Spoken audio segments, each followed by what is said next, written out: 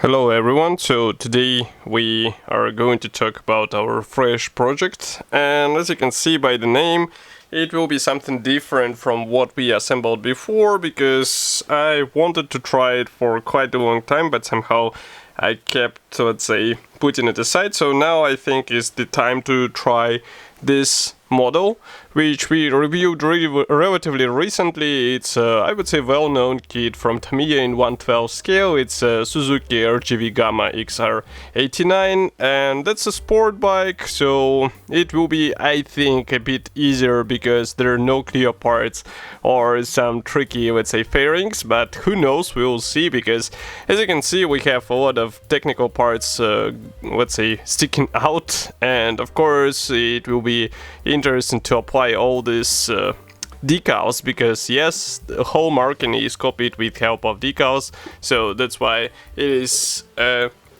would say somewhat unusual process to me.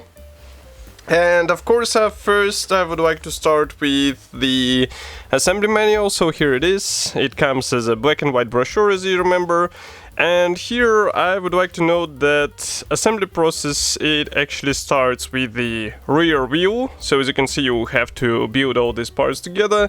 But I think we'll be somewhat jumping from one step to another, because as you can see, this bike basically can be assembled as separate blocks which will have to be connected together, so it might make it easier to work with the model, but still we have to see how it will be easy to assemble this bike, because it's a quite large scale.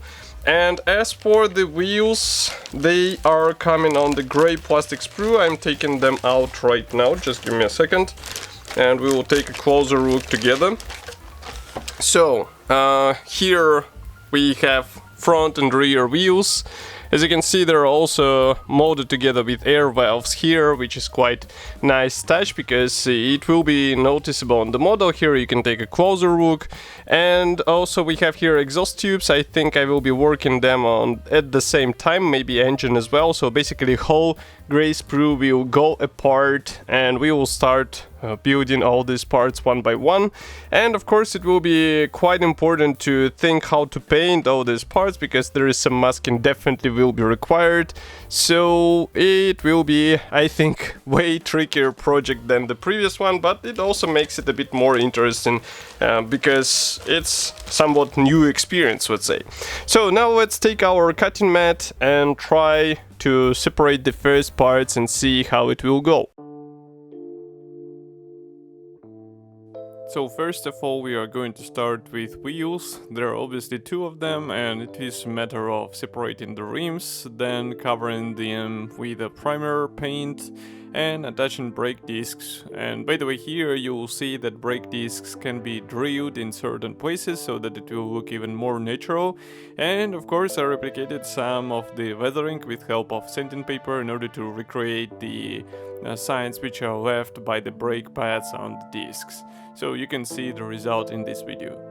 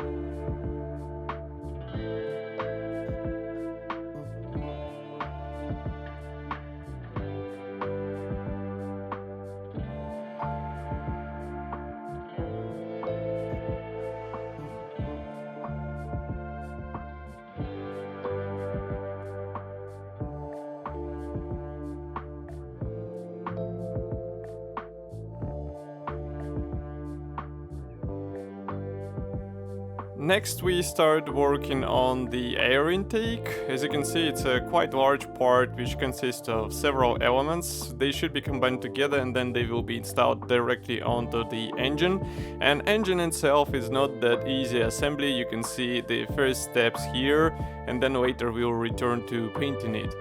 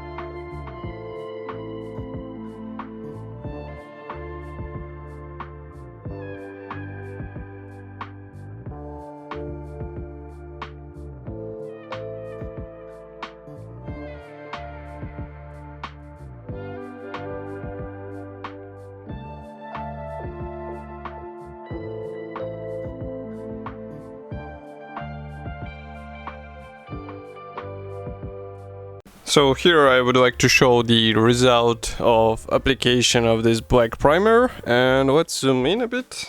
First of all, I will show you the engine block.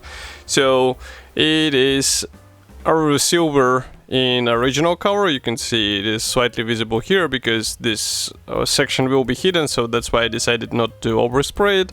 But overall I like how this primer covers whole part because it's really nice result and it doesn't require a lot of pressure, and the same applies to exhausts, for example. So here I will show you all the exhausts, and as you remember, they were assembled out of light colored plastic, and I intentionally did not overspray them completely so that there will be, let's say, varying shades of the metallic when we will airbrushing it on these parts. But you can see that it looks quite convincing and it still retains a bit of shiny finish, which is also quite important in my opinion.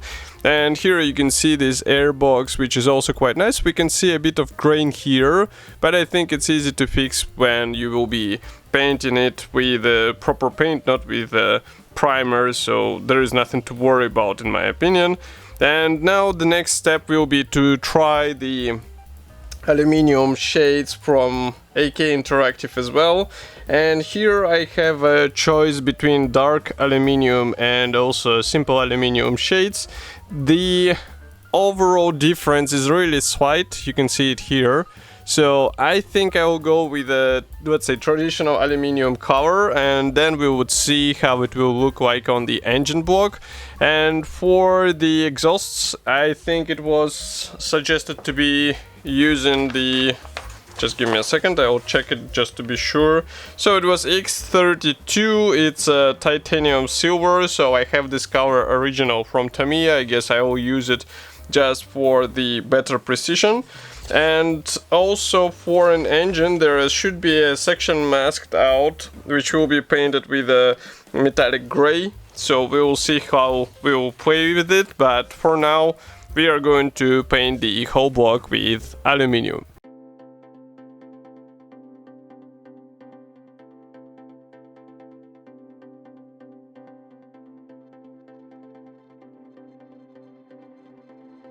I really like what was achieved with metal colors from AK Interactive. You can see the result with your own eyes. It looks like almost a real metal.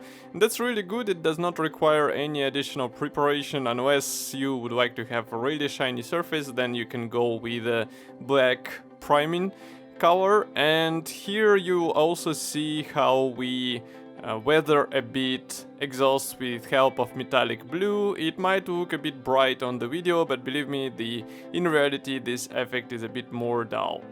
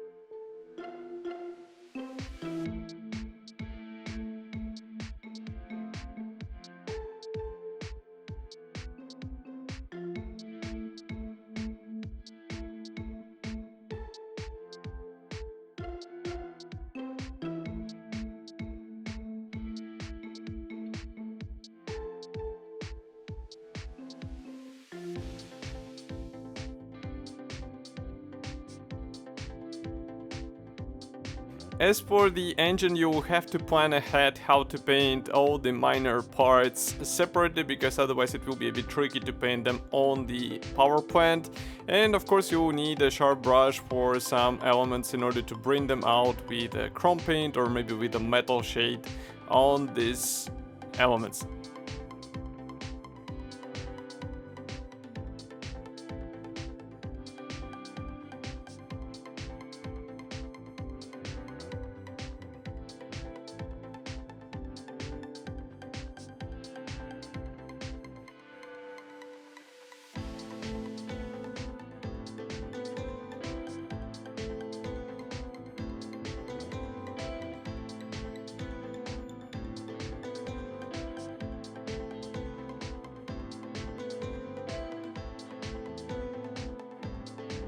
For the clutch, I used the metal golden color from AK Interactive. You can also see that I used the chrome pen as well as the black wash in order to make part a bit more 3D-ish so that it won't be plain. And this is really good thing in order to bring out the features, and it's also a shame that all this will be hidden under the cowlings.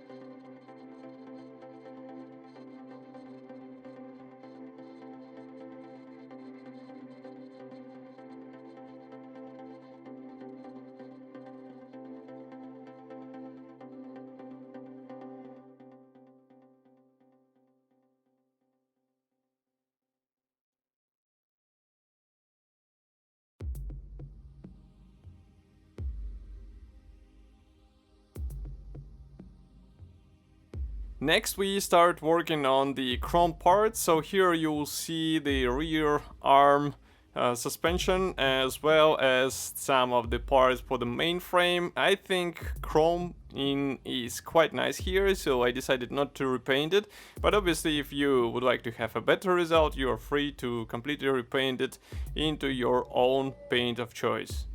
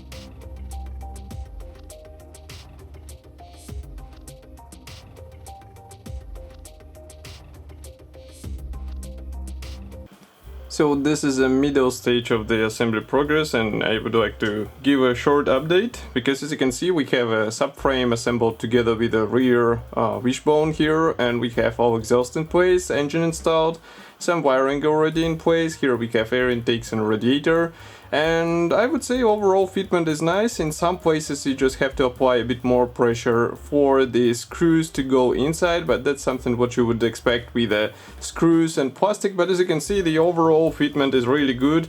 There is nothing to complain about, and I think it will be quite a pleasant thing to build in your case as well. And maybe it might be also a good thing to train your skills in painting the separate parts. As you can see, there are a lot of parts which will actually bring the color variety to a whole build, and you can see there are a lot of bright colors, metallics and other stuff. And you can notice that the subframe was left in original plastic. In my opinion, it's quite similar to what we see on the real bike, so that's why. We also can see here that I have only pilot writing on the tire. That's because I was applying it in a wrong way. Here we have the full writing. Here we have only partial one because the decal was damaged, unfortunately, and it's not that easy to replicate it again. So that's why I decided to leave it as it is. Here you can also take a look from the bottom, because I mean that's what we see at the moment. It will be completely enclosed with the fairings, so it will be hidden inside, and that's why I'm thinking actually how to expose it. Maybe the fairings will be separately, because otherwise it would be a shame to hide all this beauty under the fairings. And of course, I hope you remember that the fairings, they are assembled with screws as well, so maybe there is a possibility to remove them later, but I would rather prefer to have them easily removable. So we will see, but for now we have this stage. And the next thing which will be involved is the front fork, so it will be even more fun, and it will be also one of the latest steps, because next we will have only to work on the fairings, apply all the decals, maybe a gloss varnish, and it will be done.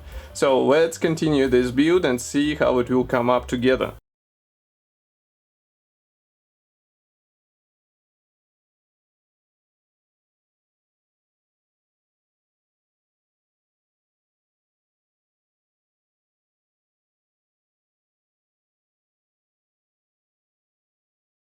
Front suspension is also quite interesting to assemble. You will have to combine several colors here. Of course, be ready to do some masking and as well as some, let's say, careful decals application.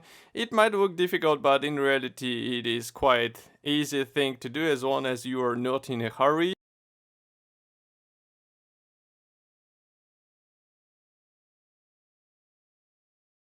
And of course it would be worth to check the whole bike before we close it with various panels, because all internal elements look quite amazing and it might be a good idea to leave them just like as they are so that they will be exposed, and just to place all the coding parts around this build.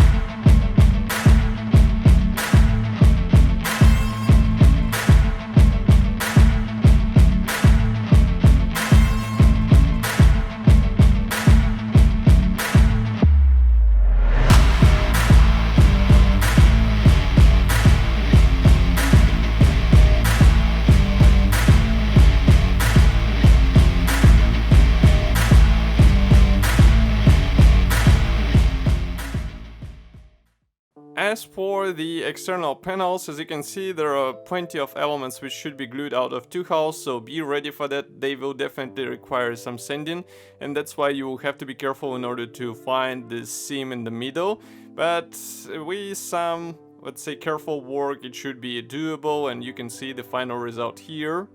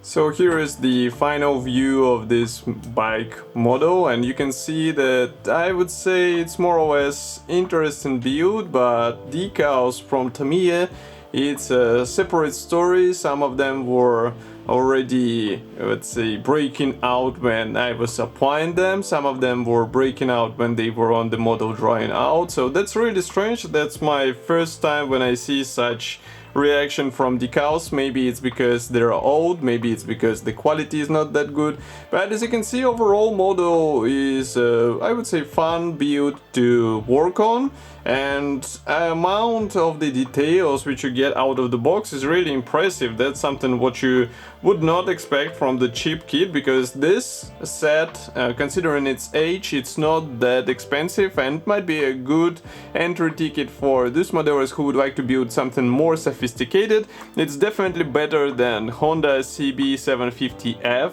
which is like, let's say, one of the first bike kits from Tamiya. This one is more advanced, and you can see it during this build process when I was shooting the internals of this kit. You can see it also on the external panels. Oh, the overall quality is way better, and I really appreciate how all the tiny features are copied here. So, for example, all the wiring is carefully replicated, even though these tubes might be a bit thick, but in my opinion they are still better than nothing, and of course they add a bit more sophistication to the whole model. And overall, these external panels are not that difficult to fit in case you're paying attention to how they are going inside. Somehow I had a small issue with this one because it was going out, let's say, not that smoothly. Maybe that's because it has the exhaust tubes here through the rear. Maybe because it has to go around the fuel tank, so it wasn't that smooth. But as you can see, it sits inside, and again we have a broken decal here, this carbon decal, and that's even worse because, I mean, carbon cannot break. But what is good here is the engine detailing, which is completely hidden, as you can see, but at least you saw it during the build process. Of course, the exhausts, it's one of the prominent parts of this kit. It is also carefully copied, and that's really great because it gives you an idea on how, I would say, complex design of this engine and this bike was at that time. It's what, I think it's 89, and still we got such really, I would say, advanced engineering on this bike. Also for the front section, for this front fork and also this steering column, in my opinion it looks fine. There are some small spots for the fine detailing. For example, you can see on the dashboard I used the chrome from Molotov, this liquid chrome from Molotov, and it's really good thing because I think some of you already have experience with this thing because it gives you a better appearance. It looks almost like real chrome unless you touch it. Then you will have to reapply it again. That's a tricky part with metallic surfaces, but we all know this, so it won't come as a surprise to experienced modelers. And again, overall I might recommend this model even to beginners who are brave enough to work with such stuff. It will be worth it, and it will be quite a rewarding build, and of course it will look nice on your shelf. And I will be happy to hear your opinion. As usual, write it in the comment section below here. If you like this video, press the like button, subscribe to the YouTube channel because there will be more builds coming, and of course stay here because I will also insert some overall lookups of this kit, of the finished model, so just stay after this conclusion. So see you in the next videos as usual, and now enjoy the view of the model.